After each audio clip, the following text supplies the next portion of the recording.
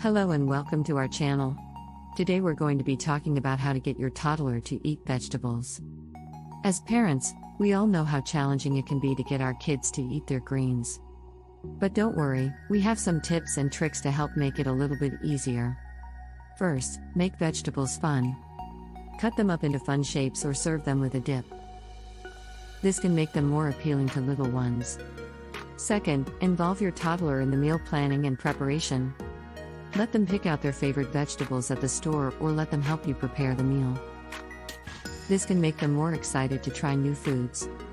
Third, be a good role model. Children learn by example, so if they see you eating and enjoying vegetables, they'll be more likely to want to try them too. Fourth, be patient. It can take time for children to develop a taste for certain foods.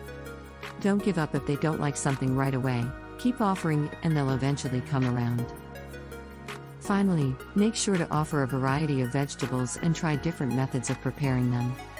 Some children may prefer raw veggies while others may prefer cooked veggies.